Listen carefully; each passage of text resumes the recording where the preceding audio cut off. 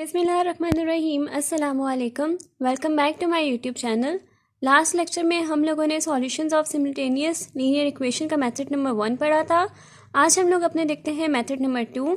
Method number 2 है हमारे पास Cramer's rule. Cramer's rule हमारे पास क्या होता है, consider the following system of linear equation.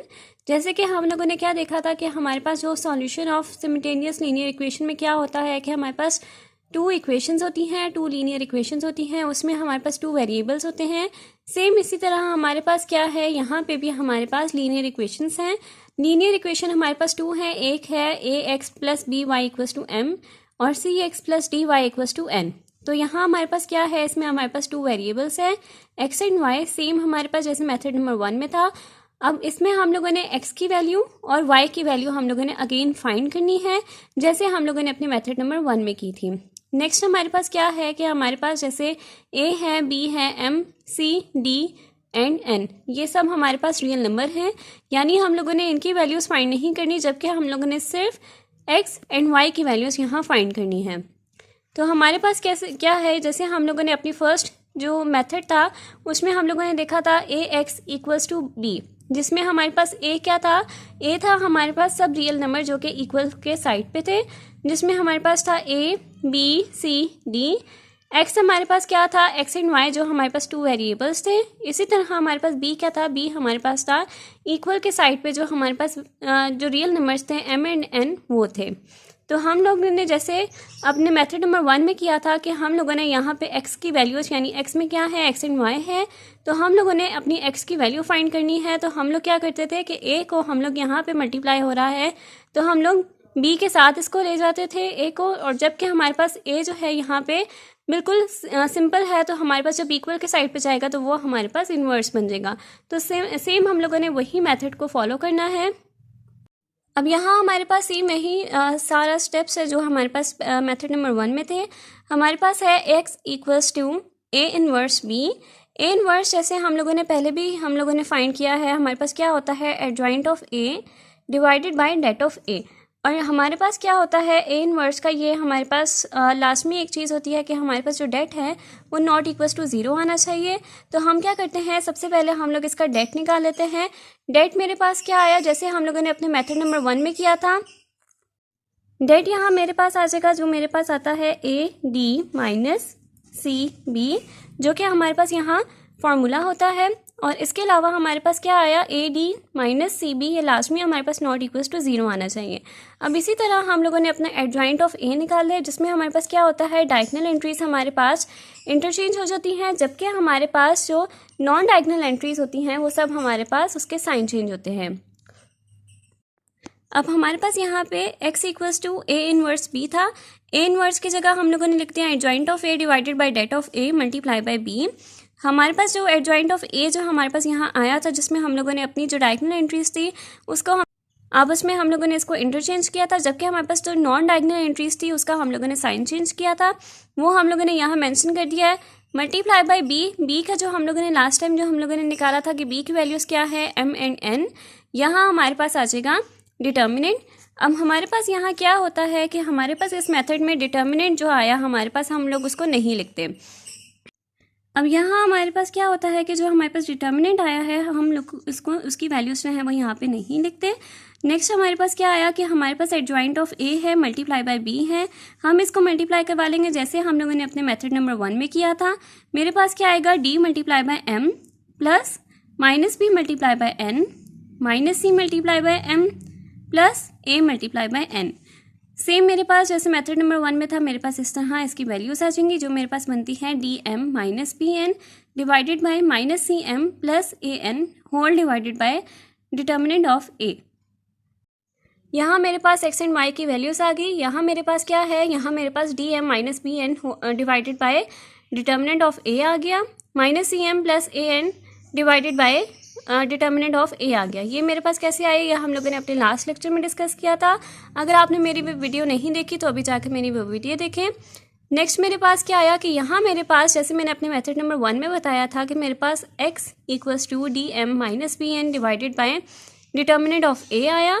इसी तरह y equals to minus C M plus A N divided by A आ गया। अब यहाँ मैंने इसको क्या कहा कि ये मेरे पास किसके थ्रू आया, ये जो मेरे पास वैल्यूज़ हैं ये मेरे पास आई हैं, मेरे पास ए एक्स मैंने कह दिया क्योंकि ये मेरे पास एक्स के थ्रू ये वैल्यूज़ आई। अब मेरे पास सेम मेरे पास -cm प्लस an जो वैल्यू आई वो मेरे पास किसके थ्रू आई, वो मेरे पास y के थ्रू आई, तो मैंने इसको क्या कह दिया ay। अब मैंने इसको ay और ax क्यों कहा, ताकि मैं इसकी वैल्यूज़ जो है वो मैं इस तरह से फाइंड कर सकूं कि मैं डिटर्मिनेंट निकालूं और डिटर्मिनेंट के थ्रू मैं इसकी वैल्यूज़ फाइंड कर सकूं। जैसे हम लोगों ने अपने मेथड नंबर 1 में किया था, तो मेथड नंबर 1 में हम लोगों ने क्या किया था कि मैंने यहाँ पे ये जो dm - bn था डिवाइडेड बाय मेरे पास डिटर्मिनेंट ऑफ a जो भी आता था मैं उसके साथ इसको डिवाइड कर देती थी, तो मेरे पास x का आंसर आ जाता था। इसी तरह y को भी मैं ये करती थी तो मेरे पास y का आंसर आ जाता था। लेकिन मेरे पास ये जो क्रैमर्स रूल है वो क्या कहता है कि आपके पास जो ये dm - bn आया है, आपने इसको लिख देना है डिटर्मिनेंट ऑफ ax क्यों लिखा, मेरे पास ये x के थ्रू वैल्यू आई है तो मेरे पास यहाँ x आ जाएगा, और a क्योंकि मेरे पास a मैट्रिक्स था तो मैंने इसको ये कर दिया कि मेरे पास जो ax है यानी a जो है मैं x की वैल्यू निकालने लगी हूँ तो मैं इसका डिटर्मिनेंट लूँगी, divided by determinant of a आ जाएगा। इसी तरह मेरे पास y के थ्रू भी ये आंसर आ गया। अब नेक्स्ट मेरे पास क्या है कि मेरे पास ax कैसे आएगा, ax जो होता है मेरे पास डिटर्मिनेंट का जो फार्मूला होता है वो आता है ad - cb। तो अगर मैं इस वैल्यू को देखूँ तो मेरे पास क्या है, a मेरे पास है यहाँ d, इसी तरह d मेरे पास क्या है m, -c मेरे पास क्या है b, और b मेरे पास क्या है n। तो मेरे पास यहाँ क्या आएगा, मेरे पास जो a आता है वो यहाँ आता है, b यहाँ आता है, c यहाँ आता है और d मेरे पास यहाँ आता है। मैं एंट्रीज की बात कर रही हूँ। तो मैंने यहाँ क्या किया, यहाँ मैंने लिख दिया, यहाँ मेरे पास है ad होता है तो मैंने क्या किया, मैंने जो a था वो मैंने लिख दिया यहाँ पे, जो m था वो मेरे पास d होता है, d मेरे पास यहाँ आता है, इस पोजीशन पे आता है, मैंने यहाँ लिख दिया। -c मेरे पास कहाँ आता है, यहाँ मेरे पास आता है तो मैंने इस पोजीशन में लिख दिया, और b मेरे पास यहाँ आता है तो मैंने इस पोजीशन में लिख दिया। अगर आपने यहाँ पे इस तरह भी लिखना है कि आपने n d लिखना है, यानी ये जो रो है आपने यहाँ इसको लिख दिया तो ये भी सही है। इसी तरह मैंने y को भी इसी तरह से यहाँ लिख दिया क्योंकि मेरे पास ad - c भी आता है। मेरे पास वैल्यू क्या है, an - cm, तो मेरे पास यहाँ am cn आ जाएगा। अब मेरे पास क्या होगा, मैं इसका डिटर्मिनेंट निकालूंगी, जो मेरे पास ax आया है ये मेरे पास ये मैट्रिक्स बनता है, मैं इसका डिटर्मिनेंट निकालूंगी, डिटर्मिनेंट मेरे पास आ जाएगा ax का, डिवाइडेड बाय a का जो होल डिटर्मिनेंट आएगा उसके साथ मैं इसको डिवाइड कर दूंगी तो मेरे पास x की वैल्यू आ जाएगी। इसी तरह y की भी सेम है कि मेरे पास यहाँ डिटर्मिनेंट निकालूंगी, डिवाइडेड बाय मेरे पास जो a का आंसर आएगा, a का जो डिटर्मिनेंट आएगा उसको मैं डिवाइड कर दूंगी तो मेरे पास यहाँ पे ए वाई डिवाइडेड बाय ए का डिटर्मिनेंट मेरे पास यहाँ पे इसका आंसर आ जाएगा। अब नेक्स्ट है मेरे पास एग्जाम्पल नंबर 1। एग्जाम्पल नंबर 1 में मेरे पास है solve the following system by using matrix inversion method. यानी हम लोगों ने अपने जो मेरे पास मेथड नंबर 1 था मैट्रिक्स इन्वर्जन मेथड, उसके थ्रू हम लोगों ने इसको सॉल्व करना है। तो यहाँ मेरे पास 2 लीनियर इक्वेशंस मेंशन हैं। इन 2 लीनियर इक्वेशंस में मेरे पास क्या है, मेरे पास है 4x - 2y = 8, 3x + y = -4, और इसमें मेरे पास 2 वेरिएबल्स जो मेरे पास x और y यहाँ पे मेंशन है। मैंने यहाँ पे इन x और y की वैल्यूज फाइंड करनी है। तो सबसे पहले मेरे पास क्या होता है, मेरे पास ये फॉर्मूला होता है ax = b। तो मैं सबसे पहले a निकालती हूँ। a मेरे पास कैसे आएगा, a में मेरे पास आता है सब रियल नंबर्स। जैसे मेरे पास रियल नंबर है यहाँ पे 4, -2, 3, 1, तो मैं यहाँ पे a में यहाँ पे सारे इन वेरिएबल्स को लिख दूँगी जो मेरे पास रियल नंबर है। मेरे पास यहाँ आ जाएगा 4, -2, 3, 1। इसी तरह नेक्स्ट मेरे पास क्या होता है, नेक्स्ट मेरे पास होता है x में मेरे पास जो आता है मेरे पास वेरिएबल्स जो मेरे पास जिनकी वैल्यूज़ मैंने फाइंड करनी होती हैं। और नेक्स्ट मेरे पास क्या आता है, मेरे पास b आता है। b में मेरे पास क्या होता है, इक्वल के साइड पे जो मेरे पास रियल नंबर होते हैं वो मैं यहाँ पे मेंशन कर देती हूँ। और ये मेरे पास आया है बाय यूजिंग ax = b के थ्रू। अब यहाँ मैं मेंशन कर दूँगी a मेरे पास क्या है, a मेरे पास है 4, 3, -2, 1। x मेरे पास क्या है, x, y, और इसी तरह b मेरे पास क्या है, b मेरे पास है 8 एंड -4। अब नेक्स्ट मैंने क्या करना है, मैंने अपने यहाँ पे x एंड y की वैल्यूज़ फाइंड करनी है। तो मैं कैसे फाइंड कर सकती हूँ, मैंने यहाँ पे x की वैल्यू फाइंड करनी है। तो मेरे पास ए जो है वो मेरे पास इक्वल के साइड पे चला जाएगा, और ए जब मेरे पास इक्वल के साइड पे जाएगा तो यहाँ मेरे पास ये ए है, तो वहाँ वो जाके ए इनवर्स बन जाएगा। अब यहाँ मैंने अपने एक्स एंड वाई की वैल्यूज फाइंड करनी थी, तो मैंने यहाँ क्या किया कि मेरे पास एक्स यहाँ पे ही रहने दिया, जबकि मेरे पास जो ए था उसको मैंने यहाँ पे इक्वल की साइड पे लिया है, तो ये मेरे पास बन गया ए इनवर्स बी बन गया। अब ए इनवर्स मेरे पास क्या है, ए इनवर्स मेरे पास आ गया adjoint of A divided by det of A, और डेट ऑफ ए लास्ट में मेरे पास नॉट इक्वल्स टू 0 आना चाहिए।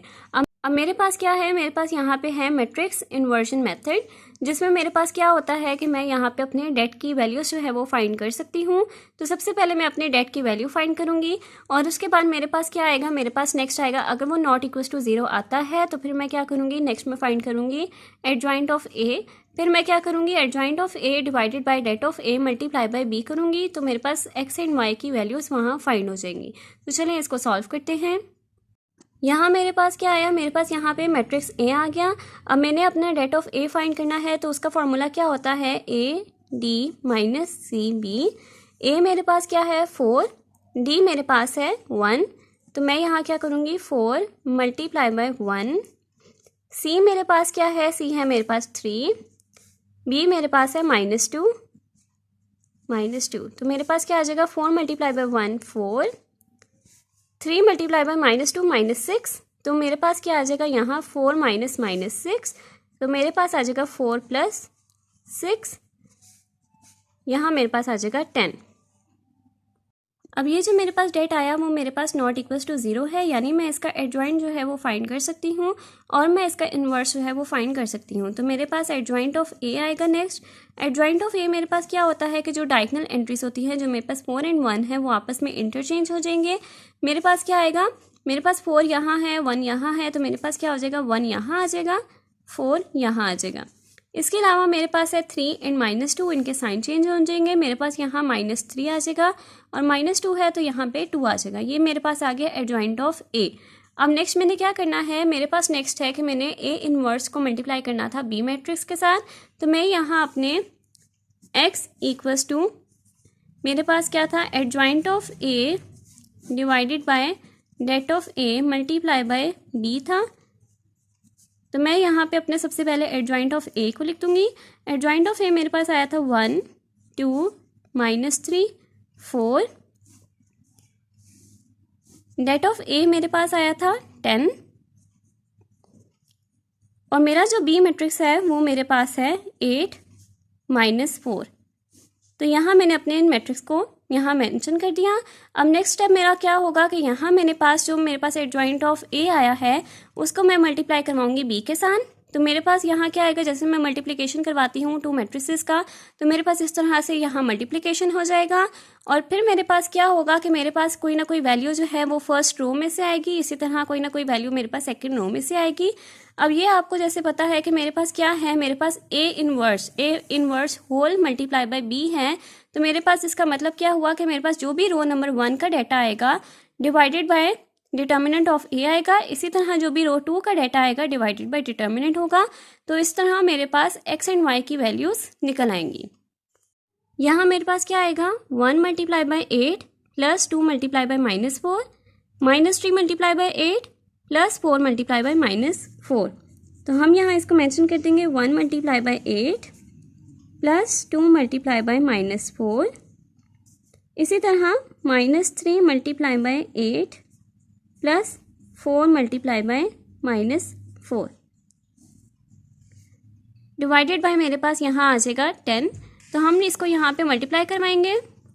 इसको सॉल्व करके मेरे पास आंसर आता है 8 -8 -24 -16 होल डिवाइडेड बाय 10। तो मेरे पास यहाँ क्या आ जाएगा, मेरे पास यहाँ आ जाएगा 8 -8 डिवाइडेड बाय 10। इसी तरह मेरे पास y भी है, तो मेरे पास यहाँ आ जाएगा -24 -16 डिवाइडेड बाय 10।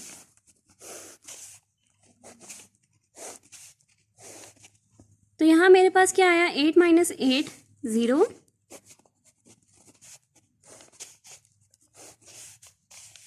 ये मेरे पास आ जाएगा, ये मेरे पास आ जाएगा कि ये मेरे पास x है, तो x मेरे पास क्या आ जाएगा 8 - 8 डिवाइडेड बाई 10। इसी तरह y मेरे पास क्या आ जाएगा -24 - 16 डिवाइडेड बाई 10। तो मेरे पास क्या आ जाएगा x equals to 0 divided by 10 और y मेरे पास आ जाएगा -40 डिवाइडेड बाई 10।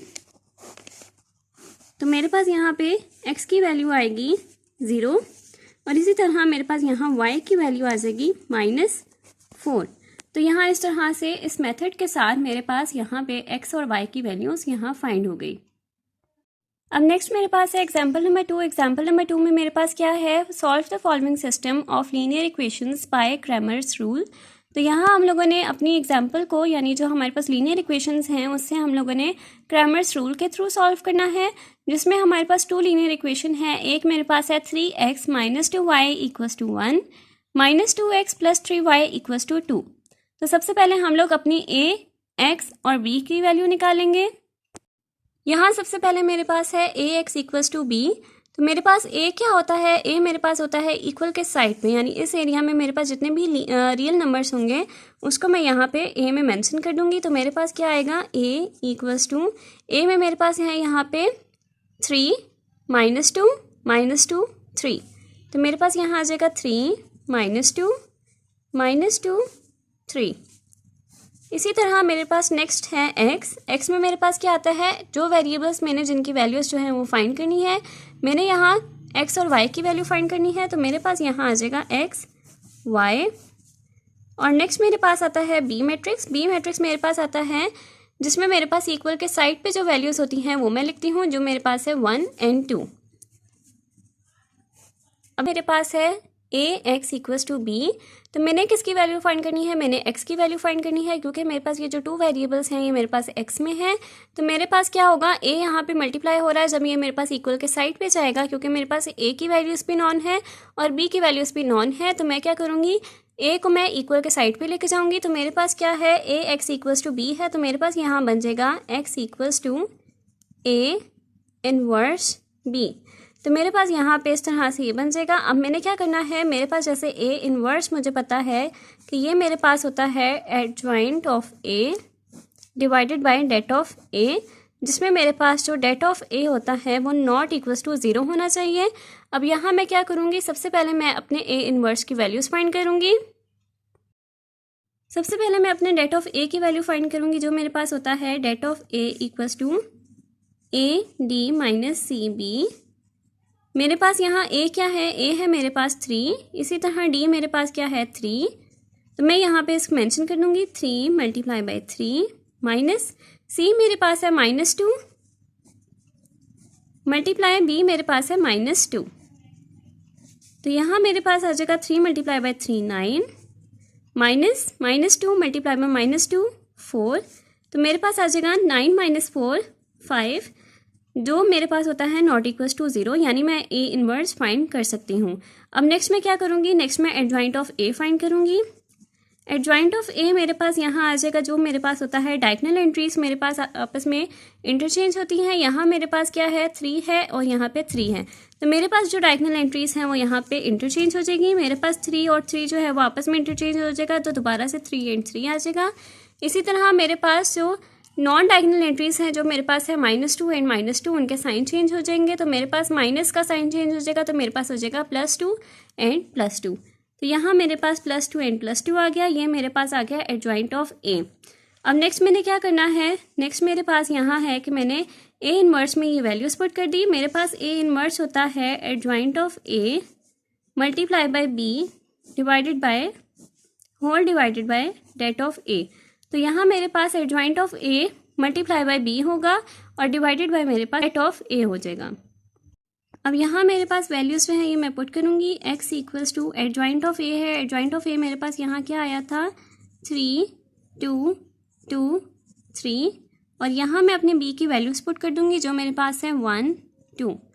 और जो मेरे पास क्रैमर्स रूल होता है उसमें मेरे पास ये रूल होता है कि मैं अपना जो डिटर्मिनेंट ऑफ a है उसको मैं यहाँ पे अभी नहीं लिखती, मैं इसको सिंपल यहाँ पे डेट ऑफ ए ही लिखूंगी।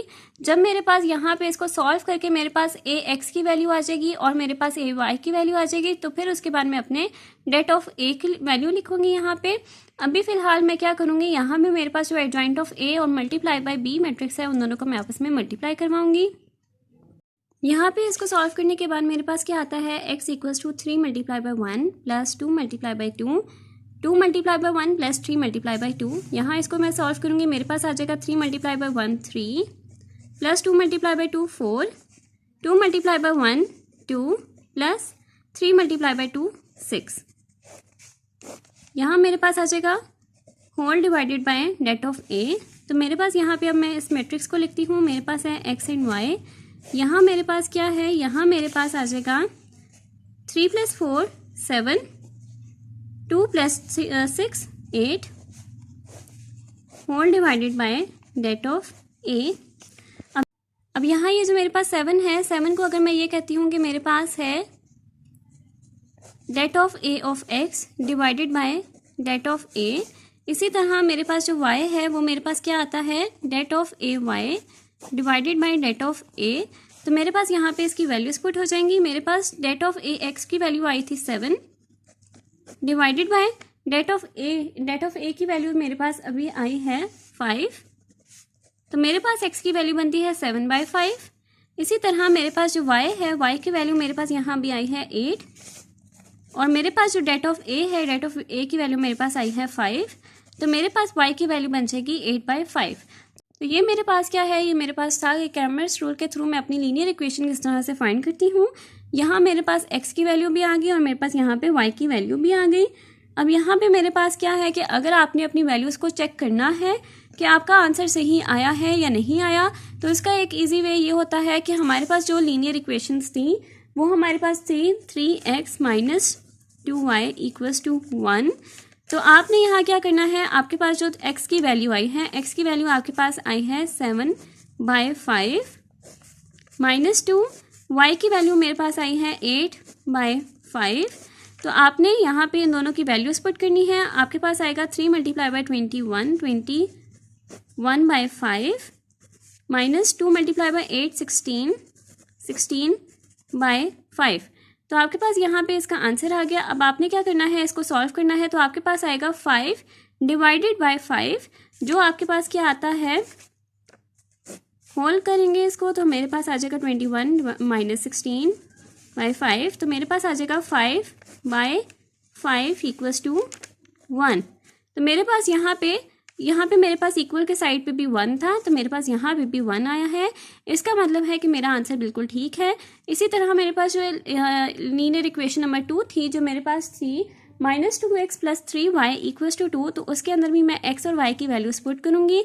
और अगर उसको सॉल्व करने के बाद मेरा जो आंसर है वो इक्वल्स टू 2 है, यहाँ पे मेरे पास 2 है, तो वो मेरे पास =2 ही आता है। इसका मतलब है कि मेरे पास ये वेरीफाई हो गया कि मेरे पास आंसर जो है वो बिल्कुल ठीक है। तो ये आपका पेपर में बहुत ज़्यादा इंपॉर्टेंट क्वेश्चन आता है कि आपने क्रैमर्स रूल के थ्रू अपनी लीनियर इक्वेशन का आंसर फाइंड करना होता है, और आपका जैसे आंसर फाइंड हो जाए तो आप इसको ईजिली चेक भी कर सकते हैं।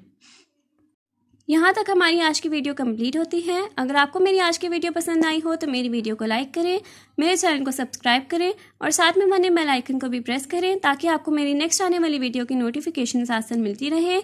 आज के लिए बस इतना ही। अल्लाह हाफिज़।